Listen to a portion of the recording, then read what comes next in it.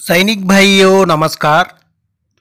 जो कल 19 तारीख को जो डीए डीआर का ऊपर कोई चर्चा होगा, डीए कितना मिलने वाला है 1 जनवरी 2025 से बोलकर पूरा जानकारी लेने के लिए इंतजार में था, लेकिन उसका ऊपर कोई भी फैसला नहीं आया है। जो अपना जो महंगाई भत्ता है उसकी इंतजार एक केंद्रीय कर्मचारी बिल्कुल बड़ी शिद्दत से करता है, क्योंकि ये साल में 2 बार बढ़ना होता है और वो एक उम्मीद की तरह से अपने एम्प्लॉयर की तरफ, अपने मालिक की तरफ देखता है। अगर आप बात करें कि इसका असर क्या होगा, तो देखिए ये सरकार बजट से ही ऐसा करती है कि कर रही है कि आपके पास जो कंज्यूमर मनी है, जो आपको खर्च करने के लिए पैसा है, वो आपकी जेब में ज्यादा डाला जाए।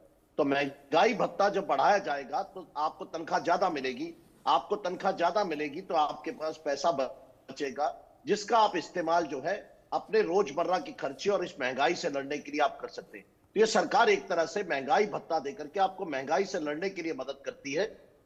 अब इसको अगर आप बिल्कुल भाई लोग पूरा बहुत इंतजार में था, डीए 4% मिलेगा या 3% मिलेगा या 2% अपना लिए डीए मिलने वाला है या मिलेगा, कितना परसेंट डीए मिलेगा बोलकर बहुत इंतजार में था। जो न्यूज़ में देखने से देख लेना, इसी में भी 1 जनवरी 2025 से आकर 2% का बढ़ोतरी हो सकता है, टोटल डीए 55% हो सकता है बोलकर इसी न्यूज़ चैनल में भी बता रहे।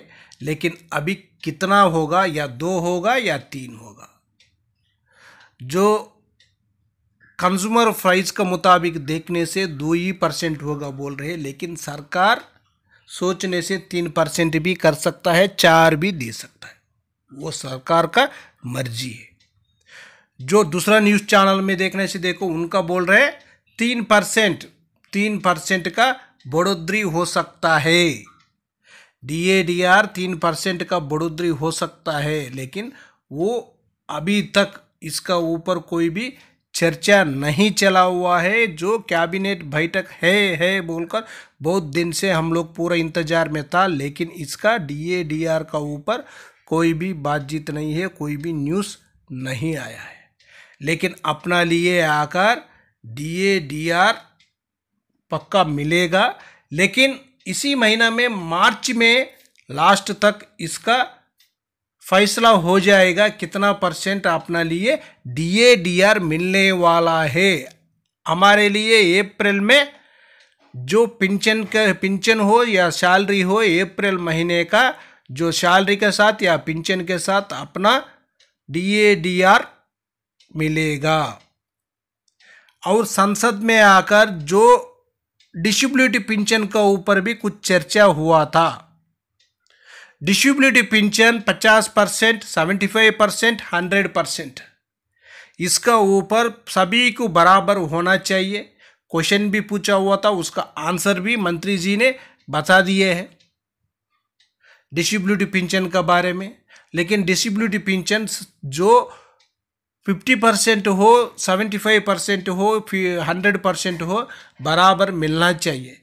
ये नहीं है कि उसको कटौती कर कर जो डिसेबिलिटी पिंचन कम कर कर नहीं देना चाहिए, पूरा को बराबर मिलना बहुत ज़रूरी है। जो डिसेबिलिटी पिंचन जो आ जाता है बंदा, उसको कुछ प्रॉब्लम से ही आ जाता है, आने के बाद वो नेक्स्ट कोई भी सिविल जॉब करने नहीं कर सकता है, उसी के वजह से उसको मिलना बहुत ज़रूरी है। और डीए डीआर का ऊपर न्यूज़ चैनल क्या बता रहे, उनका बातों में भी एक बार ये न्यूज़ देखकर हम लोग सुन लेंगे।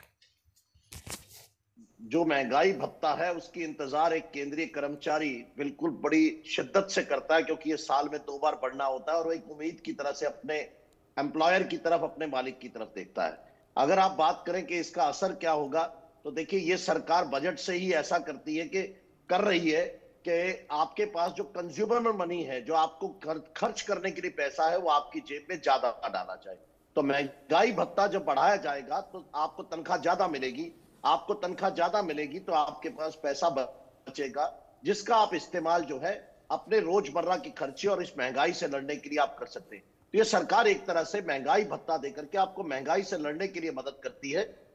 अब इसको अगर आप बिल्कुल अच्छी भाषा में देखें तो जिस तरह से 12 लाख तक पहले ही टैक्स में छूट मिल चुकी है, तो बहुत सारे लोगों को इस महंगाई भत्ते से जो पैसा आएगा वो एक तरह से टैक्स फ्री आएगा उसको, क्योंकि उनकी इनकम 12 लाख से कम होगी। 1 लाख रुपए महीना जो कमाने वाले लोग हैं, इवन 75,000 रुपए और सैलरी के लिए जोड़ दीजिए तो 12,75,000 रुपए जो कमाते हैं उनको कोई टैक्स नहीं लगने वाला है।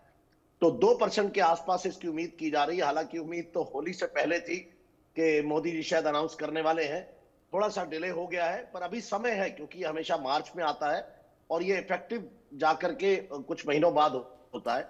तो मुझे लगता है कि ये जो पैसा आने वाला है इससे बाजार पर असर पड़ेगा, और जिस तरह से बाजार में पैसे की जरूरत है और इस वक्त बिल्कुल आपके हाथ में पैसा देने की जरूरत है कि आप उस पैसे का इस्तेमाल कर सकें, तो मेरे ख्याल से आप भी और आपके दर्शक भी थोड़ा एक मुस्कुराहट का एक पल उनके चेहरे पर आ सकता है इससे। अच्छा, मुस्कुराहट के पल का इंतजार भला किसे नहीं होता। आप इतनी आसान भाषा में बता रहे हैं, समझा रहे हैं, तो इंटरेस्ट और ज्यादा बढ़ रहा है। अगर आप एग्जाम्पल के तौर पर बता सकें कि अगर किसी की सैलरी कितनी है या पेंशन कितनी है तो ये 2% कैसे असर डालेगा। देखिए, किसी की तनख्वाह, अगर हर एक सैलरी के स्ट्रक्चर होते हैं, बेसिक है, उसके अंदर अलाउंसेज है, सब कुछ है, तो आपकी अगर बेसिक सैलरी अगर किसी की 50,000 रुपए है, भले ही बाकी allowances, travel allowances, education allowance, आपको बहुत तरह के अलाउंस मिलते हैं, तो अगर किसी की 50,000 रुपए बेसिक सैलरी है, उस पर 2% बढ़ने से तो 1,000 रुपए महीना आपकी तनख्वाह जो वो बढ़ जाती है। तो ये इसका महंगाई भत्ते का असर आता है, और ये महंगाई भत्ता जो है ये बिल्कुल जो इन्फ्लेशन रेट है उसके हिसाब से कैलकुलेट करके आपको दिया जाता है। तो आपको ये जो एक्स्ट्रा 1,000 रुपए महीना मिल रहा है, इससे आपके जो भी खर्चे हैं, मैं ये नहीं कहूंगा कि बहुत बड़ी अमाउंट है, डिपेंड करता है किस हिसाब से आपका है, क्योंकि टोटल महंगाई भत्ता 55% होने जा रहा है। तो एक टाइम के बाद सरकार इसको बेसिक में जोड़ भी देती है, तो देखते हैं वो कब पे कमीशन आता है। अभी 7th पे कमीशन में ये जो टेम्परेरी आपको एक तरह से इंसेंटिव दिए जाते हैं, ये उस तरह का है कि जैसे जैसे महंगाई बढ़ती है सरकार उसके बेसिस पर अपने एम्प्लॉइज की सैलरीज को बढ़ा देती है, तो वो दिया जा रहा है। तो इस तरह से आपको जो है एक्स्ट्रा 1,000 रुपए महीना, अगर आप एग्जाम्पल से लेमैन भाषा में समझे, मोटा मोटी आपको एक्स्ट्रा मिलता है, तो साल का 12,000 रुपए आपको, जो 50,000 के हिसाब से 6 लाख मिलता था, उसमें एक्स्ट्रा मिलना शुरू हो गया। अच्छा, एक दूसरी बात ये भी आपने कहा साल में 2 बार ऐसा होता है कि टैक्स पर यहाँ माफ कीजिए सरकार ये देखती है कि हाँ कौन कौन से अलाउंसेस हैं जिन्हें बढ़ाया जाना है। 2% ही हमेशा होता है क्या, या इससे ज्यादा भी कभी हुआ है या इससे कम हुआ है? नहीं, देखिए, जहां तक बात करेंगे सरकार फैसला करती है कि कितना बढ़ाया जाए। आमतौर पर ये 2% किया जाता है, क्योंकि सरकार को 2 बार बढ़ाना होता है तो 4% के करीब आता है। अगर आप इन्फ्लेशन की बात करें तो इसी जिस तरह से हमारी महंगाई चल रही है, अभी हम 4-4.5% के आसपास सरकार उम्मीद करती है कि हम रुकेंगे। सरकार का जो आइडियल नंबर है वो 4% जो है उस पर रहना चाहती है कि महंगाई इस हिसाब इस दर से बढ़ती है, तो उनको लगता है कि ये नॉर्मल, तो बिल्कुल अब नॉर्मल नहीं है। तो इसलिए इसको 2% का नंबर रखा गया है कि इसमें कोई दो राय नहीं कि पहले ज्यादा भी बढ़ाए गए हैं, कभी कभी जो है पीछे का डाटा अगर आप देखेंगे तो बिल्कुल बढ़ा है, तो डिपेंड करता है। लेकिन अभी सरकार को लगता है कि महंगाई जो है अभी कंट्रोल में है, ऐसा नहीं कि बेकाबू नहीं है।